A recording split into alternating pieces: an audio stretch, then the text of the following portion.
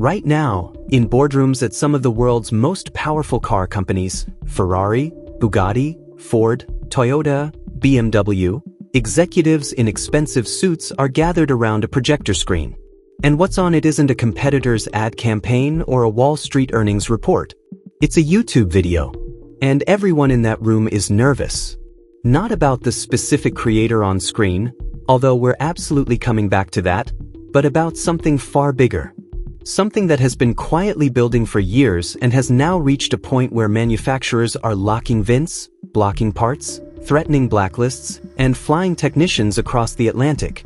All of it in response to content creators who started filming cars in their driveways. The question you need to ask yourself is, why? Because the answer reveals a genuine power shift in the car industry that nobody is talking about openly. It's changing what cars get made, how they're sold, which brands survive, and most importantly, who actually holds the power in the relationship between manufacturers and you, the buyer. Let's start with the economics, because that's what makes car companies sweat. The US automotive advertising market spent $29.5 billion in 2024 alone, the most fiercely contested marketing battlefield in the consumer world. Every single dollar of that spend is built on one assumption: that manufacturers control the narrative about their cars. They don't anymore. Video content now influences 75% of auto shoppers' purchasing decisions, and YouTube dominates the research phase of the car buying journey. Think about what that means. 3 out of every 4 people who buy a car have been influenced by video content before they ever step into a showroom. Not a television commercial. Not a glossy magazine spread. It gets worse for manufacturers. A 2023 AutoTrader report found that 78% of car buyers consult at least 6 reviews before deciding on a vehicle. And when you look at where those reviews increasingly live, channels like Scotty Kilmer with over 6.5 million subscribers or Doug DeMuro with more than 1.7 billion video views, the picture becomes very clear. The gatekeepers have changed. Now think about this personally. You're about to spend $30,000. Maybe $60,000. Maybe more. Money you've saved for years. Are you going to trust the billboard you drove past on the motorway? Or are you going to trust a mechanic with decades of experience on these exact cars, someone who doesn't owe the manufacturer a thing, and who will tell you whether that model chews through transmission fluid at 80,000 miles? Manufacturers already know the answer. That's exactly the problem.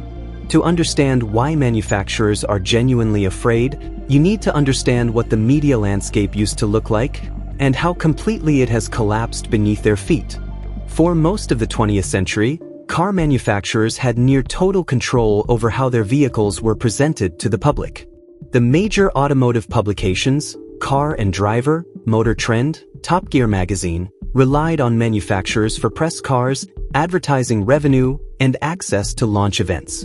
It was a cozy, mutually beneficial arrangement.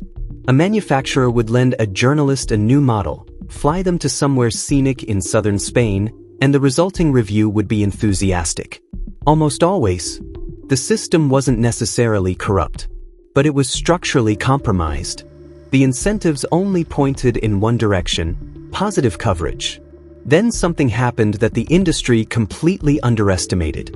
Independent content creators began appearing on YouTube. People who owed manufacturers nothing. People who bought cars themselves, sometimes crashed, sometimes high mileage, sometimes sourced from auctions, and documented everything that happened next. Every fault, every hidden cost, every workaround, and millions of people watched. Social media now ranks as the highest influence on car purchasing decisions, cited by 71% of buyers. That's higher than television ads at 17%. That single data point is the earthquake nobody in the boardroom saw coming. And here's the brutal irony. The more manufacturers tried to court YouTubers the same way they'd always courted journalists, press cars, exclusive reveals, media days, the more they accelerated the very thing they feared. Because the moment you hand a creator with 6 million subscribers access to your car, you've given them a megaphone no print journalist ever had. There has always been an unspoken arrangement between car manufacturers and the YouTubers they invite into their ecosystem. Access in exchange for restraint. Press cars in exchange for diplomatic language. If you've watched enough automotive reviews, you've probably learned to read between the lines. Not for everyone means it's bad. Needs some polish means it's terrible. Interesting choice means, what were they thinking? The system had rules. And when those rules held, everyone benefited. Manufacturers got broadly positive coverage, creators got content and access, and viewers got something useful if sanitized. But a new generation of creators has decided they simply don't want to play that game. And they have the audience numbers to prove they don't have to. Scotty Kilmer built his entire platform on unfiltered honesty. He's recommended Toyotas so consistently that it might as well be an unofficial endorsement, except it isn't, because when Toyota's quality began to slip, Kilmer said so publicly. He recently called specific features of his brand new 2026 Toyota Camry Hybrid trash, a car he bought himself, with his own money. That distinction matters enormously. Nobody gave it to him. That's the new model, and manufacturers have absolutely no playbook for it. Now we get to Matt Armstrong, because his story is extraordinary. But understand that he is the most visible example of a trend, not the trend itself. Armstrong is a 32-year-old YouTuber from Leicester, England. A former professional BMX rider, he has nearly 10 million combined subscribers across his channels and over 1.4 billion combined views. He built that audience doing something that sounds simple but turns out to be genuinely revolutionary. Buying crashed luxury and performance cars, rebuilding them on camera, and showing every single step of the process. Every invoice, every setback, every moment where a repair that should have been straightforward turns out to be anything but. He doesn't pretend to be a factory-trained technician. He openly admits he learns techniques during the rebuild itself. And that transparency, that radical honesty about his own limitations, is precisely why people trust him. In October 2025, a $6 million Bugatti Chiron Per Sport, one of only 60 ever made, appeared at a Copart salvage auction. The front end had absorbed catastrophic impact. Airbags deployed, carbon fiber cracked, frame twisted. Bugatti flew a technician from France to inspect it and issued their verdict. Total loss. Repair estimates from Bugatti themselves came in at around $1.7 million in parts alone. Then Bugatti did something that would define the months that followed. They reportedly locked the car's VIN, meaning no authorized dealer anywhere in the world could sell replacement parts for it. In Bugatti's view, this was a safety decision. In Armstrong's view, and in the view of his millions of subscribers, it was something else entirely. Armstrong flew to Miami. He documented everything. He decided he was going to rebuild the car anyway. 3D printing components, sourcing parts through unconventional channels, and figuring it out as he went. And then something that stunned even Armstrong happened. Mate Rimac, the CEO of Bugatti Rimac, made what could only be described as a response video. The chief executive of one of the most exclusive car manufacturers in the world was publicly engaging with a YouTubers rebuild project. And against all expectations, against the locked VIN, against Bugatti's official position, Armstrong and his team got the car running. They fired it up. They drove it. A YouTuber from Leicester rebuilt a Bugatti Chiron that the manufacturer had declared impossible to restore outside their own factory.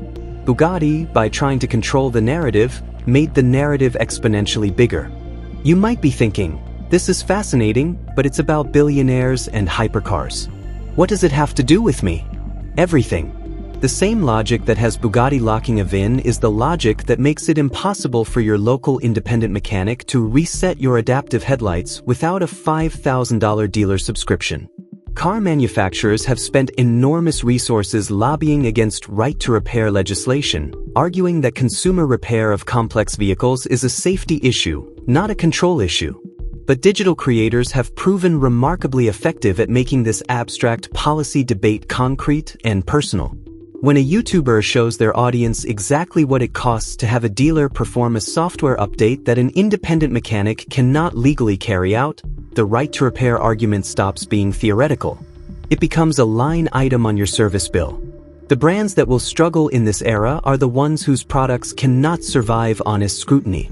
The ones that will thrive are the ones making cars good enough that trusted creators say so, without being asked, without being paid, and without a press loan in the driveway. That's the new standard. Manufacturers know it. They just haven't figured out how to meet it yet. What manufacturer do you think is most at risk from YouTube accountability in the next 5 years? Leave a comment below.